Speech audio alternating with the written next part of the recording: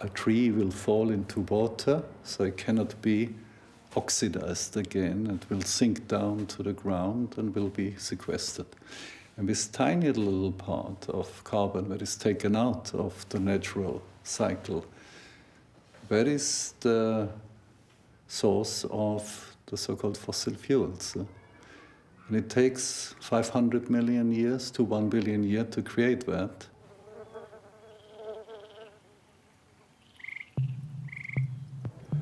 But coal is typically produced from terrestrial plants, swamps, trees, depending on the degree of coalification.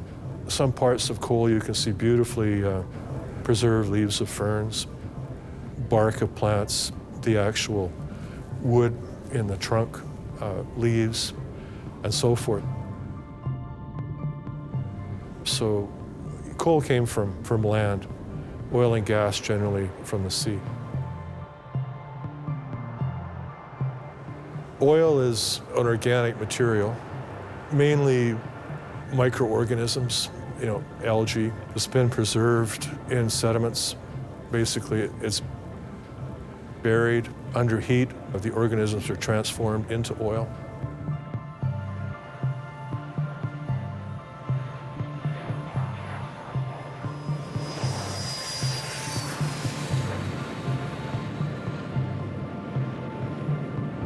If you look at what I collectively call hydrocarbons, which is coal, oil, and gas, we really got started on coal first. Coal back in 1850, which is really the Industrial Revolution.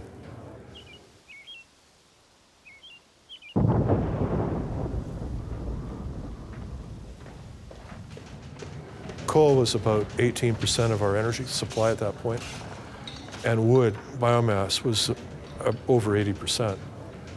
In 1850, that's only 160 years ago, our only fossil hydrocarbon was coal.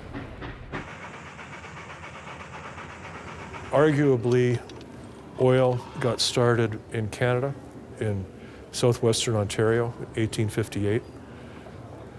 We've been using oil for a little over 160 years. And as of the end of 2011, we burned about 1.2 trillion barrels of oil. What is stunning to me about that consumption is that 90% of it has been burned since 1961. And 50% of it has been burned since 1988. So we're now burning 32 billion barrels of oil per year. We're not finding many billion-barrel fields.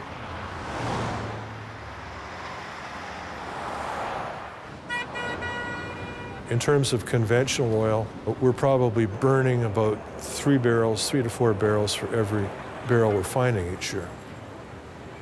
32 billion barrels of oil every year, it's a lot of oil. If you divide that into what's on the books, that's about 50 years until it's gone.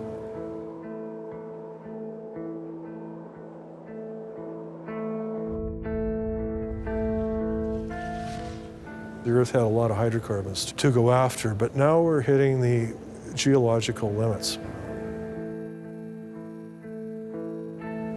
If you look at the traditional coal mining areas like Appalachia in eastern US, production's been declining for years.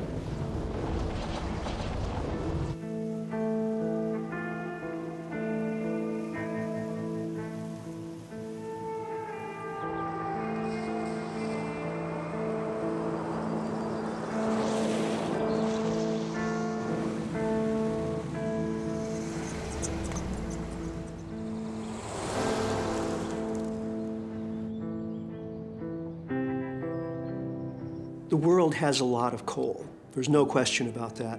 But here again, how much of that is resource versus how much is reserves? How much of that total resource, which is enormous, how much of that can we extract profitably using existing technology? Well, it turns out probably a lot less than has been estimated in the past. In the US, where we're seeing mountaintop removal coal mining, this is maybe a relatively cheap way of getting that coal out of the ground, but it's also a sign of desperation.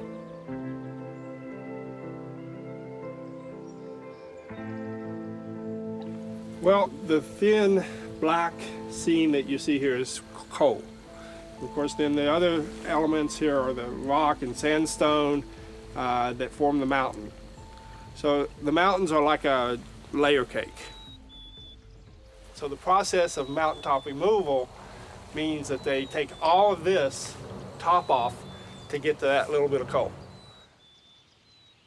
The ratio is 20 to 1, maybe more. There are other ways to get to these seams, not necessarily this one, because it's too thin to mine any other way. But there's no commandment that says that I have to mine every lump of coal in the state of West Virginia either.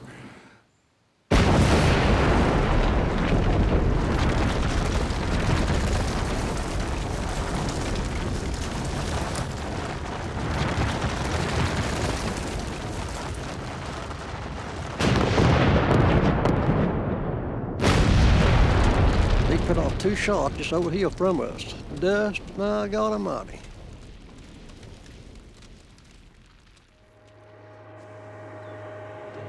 They say I'm the only one left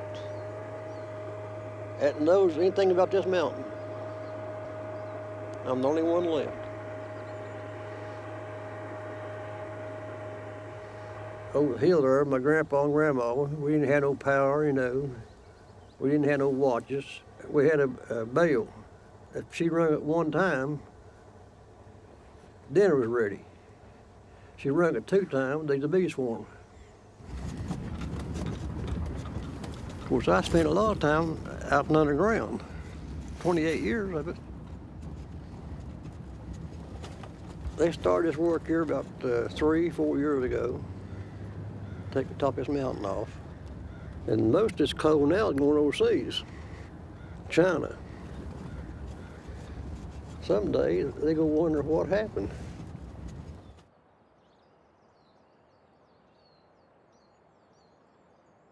There's a better way of getting this coal. You'd have trees. You still have the mountains. Look what they've done. Look what they've done. I mean, for miles. You can see, look over yonder. And just part of it. This is just part of it. I feel awful. It's scraped the bottom of the barrel.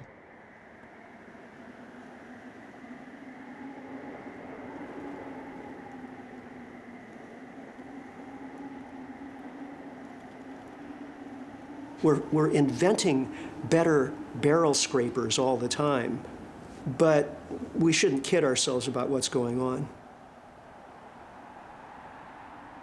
So the world faces a coal supply shortfall as well as oil and natural gas. All through the 20th century, the amount of oil that we were extracting on an annual basis was increasing year after year after year.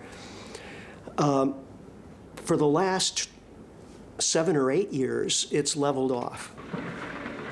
And that's not because people aren't looking for more oil. So what's going on there? Well, what's going on is old oil fields are depleting, and rates of production from those old supergiant oil fields that we found back in the 40s and 50s and 60s, those rates of production are declining. When a conventional oil field starts to reach its middle age, let's say, then efforts are usually put into water pumping to force the remaining oil toward the wellbore. もともと工学系で、資源の探査ですとか、あるいは環境観測というそういう、リモートセンシングと呼びますけれども、そういう技術をやってました。基本的には今言いました生産の状態というのが地表のですね微細な変動に現れてくると、こういうふうに油田の状況をモニターをしていくと。ここに衛星がございますけれども、宇宙からこれ600キロ700キロ上ですけれども、そうですね、ビフォーアフターなんですね。最初の地表の状態を観測しておきまして、次にこう生産に伴って、その後アフターという形で観測します。これはクウェートの世界第一、今2番ですかね、のブルガン油田というところですけれども、ですね、実は石油っていうのはどういうところにたまるかっていう非常にこう乱暴ですけれども、当然その石油っていうのは少し水に比べると軽いですので生産をすると。ただ、その生産する際に、地面の下のこう通常石油自噴してくるものも多いんですけれども、その圧力の維持を図るために実は周りに別の井戸を掘りまして、そこは実は水を圧入するとかですね、そういうことをして地下のその圧力維持を図って、その真ん中の溜まってる石油をこう、いわばストローで吸い出すという、その石油の生産のピークというのがもうすでに来たと。ということはラフに言って半分、使いを切ったという言い方もできるわけですね。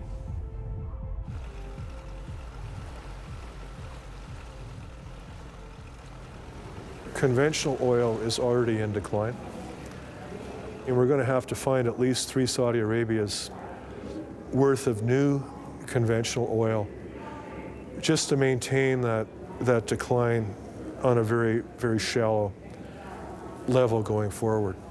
And the only place to really find a good portion of that is unconventional oil. And that is why we're going after this stuff. There's a concept called energy return on energy investment. You have to use a certain amount of energy to drill a well, to build pipelines to produce the oil.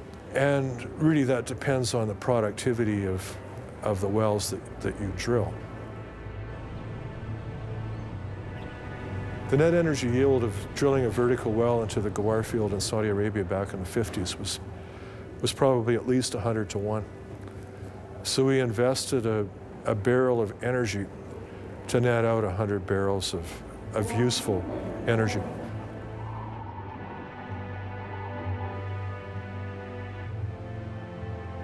Now we're looking on the last frontiers, very deep water. We're using rigs like Deepwater Horizon, multi-hundreds of millions of dollars per well. And so the net energy return on that is probably somewhere around 25 to 1. We're looking also at things like tar sands. Only 20% of the tar sands are shallow enough to be surface mineable, and that's about 5 to 1. 80% are only recoverable by so-called in situ methods that have a net energy return of about 2.9 to 1. We're burning a barrel to net out about 2 barrels of useful energy. We wouldn't be doing that if we had alternatives.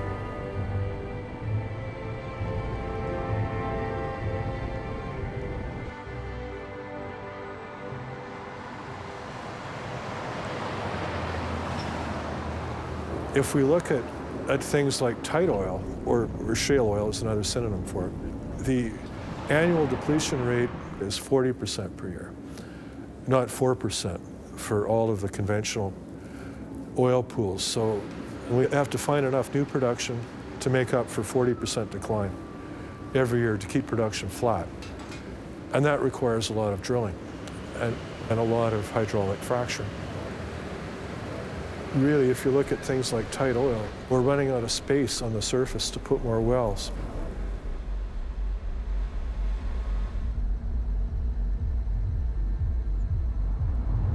There is a site that's right here, right off to your right, and as we drive up here, you'll be able to see it.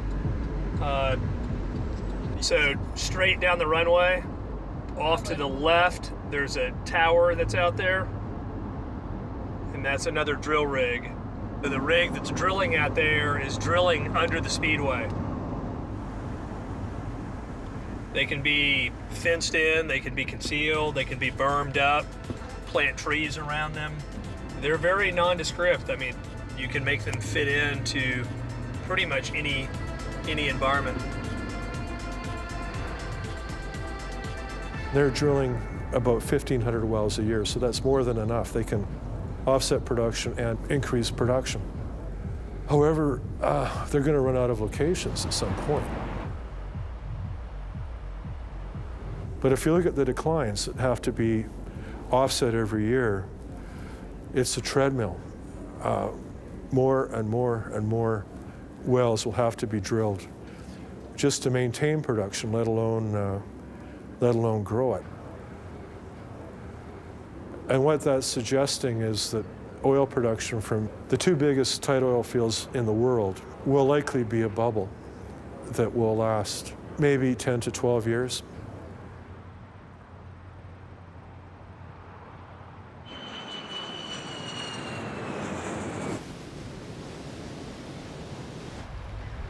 Consider that the oil that we're burning today took 500 million years to accumulate.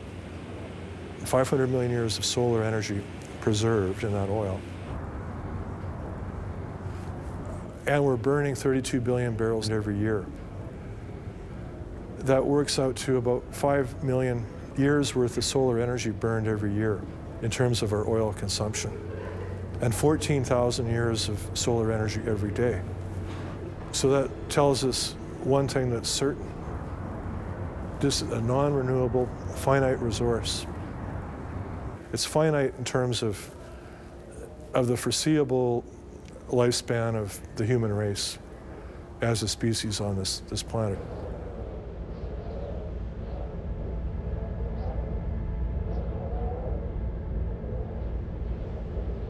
And this is the big intervention we are seeing now. You have to imagine that what was geologically sequestered and biologically through photosynthesis over 500 million years or more is being released within a few centuries by the Industrial Revolution. So you can call it the Great Oxidation because it happens within a few centuries only.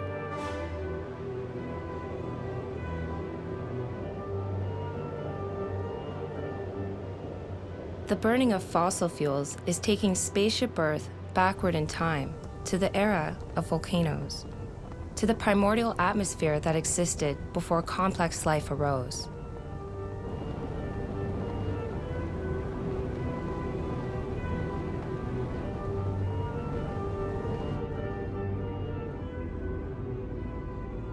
先ほどちょっとゴーサと話しましたけども、これ CO2 の濃度ですので、観測してますのは大気中の微細な光に対する応答っていうものを見まして、で全体にそのいわゆる大気の中の CO2 の量を測っていくというそういうタイプの技術になります。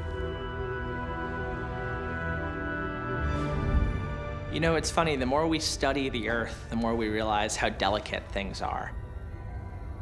Life on Earth as we know it has a very small layer of carbon in the atmosphere to thank. The greenhouse effect involves radiation from the sun hitting the Earth and staying wrapped in a warm blanket of carbon that keeps the temperature just right, a Goldilocks scenario that we don't want to mess with.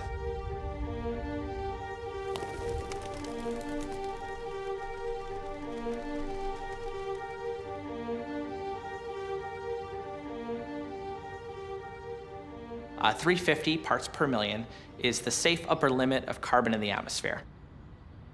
Right now, we're at 400, much higher than the atmospheric conditions on which civilization developed and that life on Earth is dependent on. Since the Industrial Revolution, we've put enough extra carbon into the atmosphere that instead of a Goldilocks situation with temperatures that are just right in the right places, we're all of a sudden overheating the Earth. It basically means that over time, humanity has burned enough fossil fuels, emitted enough extra carbon into the atmosphere, that we have a fundamentally different climate than we've had for the entirety of human civilization.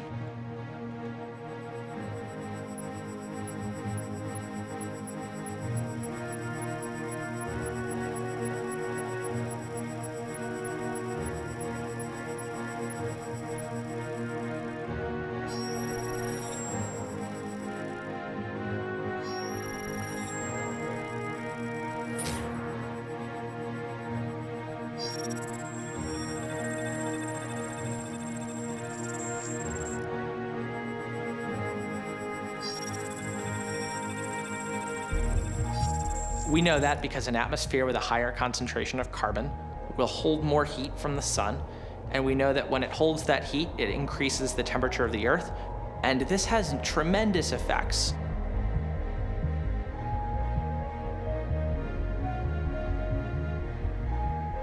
We are heating up the planet in an unprecedented way, but we also take away from future generations a benign environment, the environment in which our civilization has been created in the so-called Holocene over the last 12,000 years. We disrupt it completely. That's one thing. Huh? So you change the life support system. And the second is we take away from them the access to cheap energy. If you burn all the precious stuff within a few decades only, yeah? There's nothing left. It's quite easy. Yeah?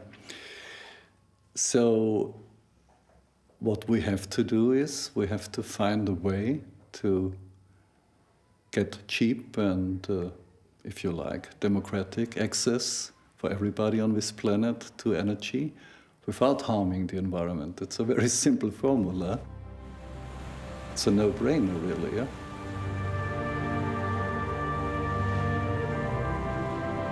Dieses Raumschiff Erde, das macht es möglich, ein Fenster zu öffnen, frische Luft hereinzulassen. Hier gibt es Jahreszeiten, es gibt blühende Wiesen, spielende Kinder. Es gibt Kontakte zu anderen Menschen.